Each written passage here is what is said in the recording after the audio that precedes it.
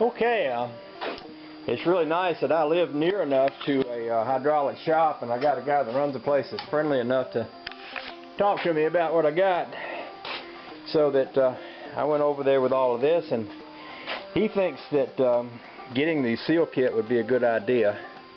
And there's a lot of these seals, some that he can get and some that he can't. But we looked everything over, discussed how it all works, what matters and what's important, and kind of agreed with him. I'm going to go ahead and order the seal kit for this thing and spend some time inspecting the barrel of this, seeing what kind of shape it's in before I make up my mind whether to do that or whether I have to get a new one of these.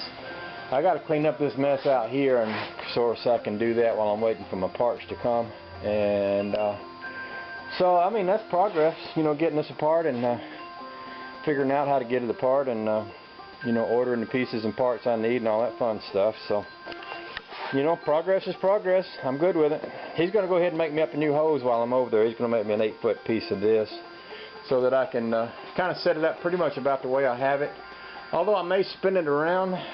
Hadn't decided about that part yet, but I'm going to clean up that oil spill we got over there. And I'm thinking about, you know, I don't know, maybe there's a half a pint of fluid I've lost there, but I'm thinking about getting rid of all that old fluid anyway and put some new fluid in the system. So I kind of don't worry about getting rid of it. At this point, I'll probably wind up replacing it anyway. So there's all that. Alrighty then, I went on the internet and priced a new cylinder, and y'all all sit down because I'm going to tell you what one of these babies cost. $721. No lie. So guess what? I will not be buying a new cylinder. This old cylinder is pretty dirty inside. I don't know how much of that you can see, but I think what happened is this thing sat around and water got in it and it got rusty spots in there. And guess what? I'm not buying a new cylinder, so that means I'm going to be cleaning up the old cylinder. So I'm thinking about this, and I'm thinking, don't I have this nice new cylinder hone the honey baby bought me for Christmas a few years ago? I bet that baby would fit right into the end of this. And there's a some kind of a thing down in the end of this that I would not want to hit, but I could basically, if I believe I could make a connection onto the end of here to extend that.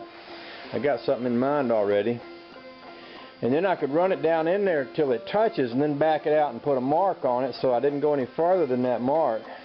And then put this cylinder hone in there and run it down, up and down in there a few times, just like honing the cylinder on a Chevy motor. And that would clean up that rust that's in there. I can get down here, so I don't know if y'all can see that or not, but that would clean that rust out of there. And if that rust was cleaned out of there and this whole thing was cleaned up so that there wasn't any grit left in it or anything, I believe I'd get away with it. Now I know there's a lot of people on YouTube that's experts on everything I do, and y'all will advise me whether or not I'll get myself killed doing that, but that's what I'm leaning toward doing. So this time, rather than do it and then have y'all all tell me I was going to get myself killed, I thought I'd just announce it to the world. That way y'all could start early before while I'm still alive. That's all I'm saying.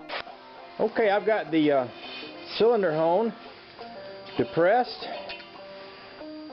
Well, you don't have to be depressed. Everything's going to be alright. No, I'm just joking. I got the cylinder hone depressed, and it fits in there just nice and snug, so that will hone that out real good. And I've got a drill extension that I bought a while back that I believe would fit right on that if I can get it off with the tool I got it on. Let me go look at that.